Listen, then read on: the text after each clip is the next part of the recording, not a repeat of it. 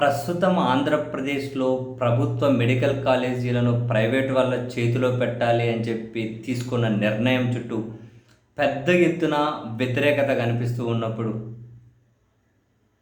అసలు ప్రభుత్వాలు ఏ విధంగా వైద్యం మీద దృష్టి పెట్టాలి? పేద మధ్యతరగతి వర్గాలకు దాన్ని అందుబాటులో తీసుకొని రావాలి. ఇంతకుముందు ఏ ప్రభుత్వాలు ఆ దిశగా ముందుకెళ్ళాయి అనే దానన్నిటిని గనక విశదీకరించుకుంటూ, దివంగత రాజశేఖర్ రెడ్డి గారు ముఖ్యమంత్రిగా ఉన్నప్పుడు పేద మధ్యతరగతి ప్రజల ఆరోగ్యం మీద ఏ విధంగా దృష్టి పెట్టారు, ఎలాంటి నిర్ణయాలు అమలు చేశారు, 2019 నుంచి 24 వరకు జగన్మోహన్ రెడ్డి గారు ముఖ్యమంత్రిగా ఉన్నప్పుడు ఎలాంటి నిర్ణయాలు తీసుకున్నారు, ఎలాంటి సంస్కరణలు అమలు చేశారు, ఈ అన్ని విషయాలను కూడా విపులంగా చర్చించుకుంటూ రాత్రి వైఎస్ఆర్ కాంగ్రెస్ పార్టీ వాళ్ళు పోస్ట్ చేసినటువంటి 14 నిమిషాలకు పైగా వీడియో చాలా చాలా ఫెయిర్‌గా అనిపించింది. చాలా చాలా క్లీన్‌గా, అద్భుతంగా అనిపించింది. ఇటువంటి వీడియోలు చూసిన తర్వాత కూడా అంటే ప్రతిది కూడా నిజమే.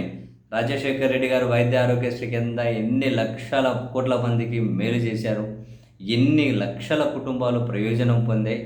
జగన్మోహన్ రెడ్డి గారు వచ్చిన తర్వాత నాడు నేడు కింద ఆసుపత్రుల రూపురేఖలను మార్చేసుకుంటూ వైద్య ఆరోగ్య శాఖలో 58,000కు పైగా రిక్రూట్మెంట్స్ చేసి ఫ్యామిలీ డాక్టర్ అని, ప్రైమరీ హెల్త్ సెంటర్లు అని, కింద నుంచి అంటే అన్నిటినీ కూడా డెవలప్ చేసుకుంటూ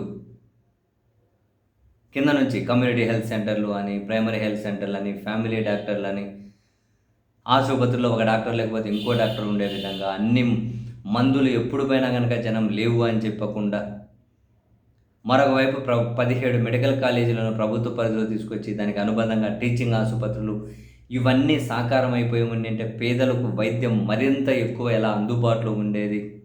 ఇప్పుడు చంద్రబాబు నాయుడు గారి సర్కారు తీసుకుంటున్న నిర్ణయం ఏ విధంగా పేదలకు వైద్య సదుపాయాన్ని దూరం చేయడంలో ఇది ఉపయోగపడుతుంది. చంద్రబాబు గారి నిర్ణయం పేద మధ్యతరగతి వర్గాలకు ఏ విధంగా ఇది శరాఘాతంగా మారుతూ ఉంది. వాళ్ళు చాలా విషయాల్ని చాలా ఫెయిర్‌గా చర్చించారు ఆ వీడియోలో. ప్రతిదీ కూడా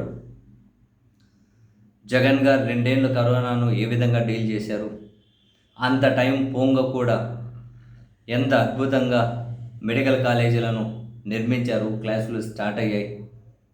అసలు ప్రభుత్వాలు మొదట దృష్టి పెట్టాల్సింది విద్య, వైద్యం మీదనే కదా. ఇప్పుడు వైఎస్ఆర్ కాంగ్రెస్ పార్టీ ఇంత క్లియర్‌గా వీడియో పోస్ట్ చేశారు. ఎవరైనా కానీ రాజకీయాలకు అతీతంగా అర్థవంతంగా అటువంటి వీడియోల మీద చర్చ చేయాలి, అటువంటి వీడియోల గురించి ఆలోచించాలి. ఏ ప్రభుత్వమైనా మొదట దృష్టి పెట్టాల్సింది దేని మీద? వైద్యం మీద, విద్య మీద. ప్రజలు ఆలోచించాల్సింది ఏంటి?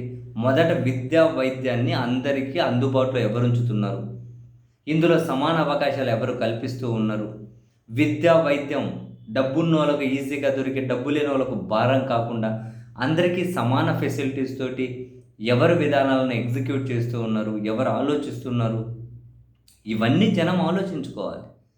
కనీసం ఈ స్థాయిలో కూడా జనం ఆలోచించుకోకుండా మూలకల చెరువు మందు దొరుకుతుందా, తక్కువకే మందు దొరుకుతుందా, తాగి ఊగుదామా, యాడ దగ్గర కూర్చొని అడ్డదిడ్డమైన కబుర్లు చెప్పుకుందామా, ఇటువంటివి ఆలోచించే జనం ఉంటే రేపు ఇంకా లిక్కర్లో బ్రాండ్లలో ఏమంటారు ఇంకా క్వాలిటీలు, లేకుంటే బెల్ట్ షాపులు, తర్వాత ఇంకా నకిలీ మద్యం తయారు చేసే కుటీర పరిశ్రమలు స్థాపిస్తామంటూ రాజకీయ పార్టీలు నెక్స్ట్ ఎన్నికల మేనిఫెస్టోలో పెడతారు.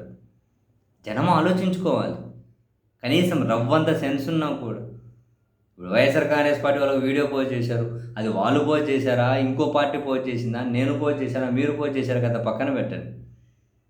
అదే అల్టిమేట్గా జనానికి మేలు జరుగుతుందా లేదా? అలా మీరు ఏ పార్టీ అయినా కావచ్చు. ఇప్పుడు పీపీపీ అని చెప్పి ప్రభుత్వ మెడికల్ కాలేజీలు ఇంకా ప్రైవేట్ వాళ్ళ చేతిలో పెట్టడం భావ్యమా? ఏ ప్రైవేట్ వాడైనా కనుక వానికి లాభాలు లేకుండా ఫ్రీగా సర్వీస్ చేస్తారా? అటువంటి నిర్ణయాలకు ఎట్లా మద్దతు ఇస్తారు? అటువంటి నిర్ణయాలకు ఏం ప్రభుత్వం పెడితే పెట్టనీయండి, ప్రభుత్వ మెడికల్ కాలేజీల మీద పెట్టనీయండి డబ్బులు ఖర్చు. అది కనుక ప్రజాసేవనే కదా, ప్రభుత్వాలు చేయాల్సింది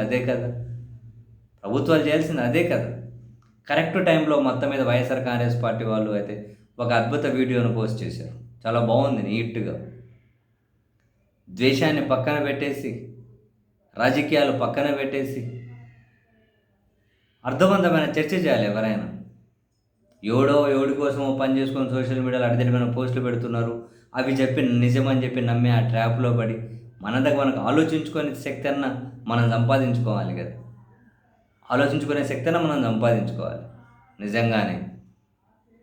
చివరికి పాలకపక్షంలో ఉన్న కీలక నేతలు వీళ్ళకి వైద్య విద్య అంటే పెద్ద ప్యాషన్ అయిపోయింది, మోజైపోయింది. ఎందుకు వీళ్ళకి వైద్య విద్య అని ఇంత బరి తెగించి వ్యాఖ్యలు చేస్తున్నారు. అంటే ఎవరు కారణం?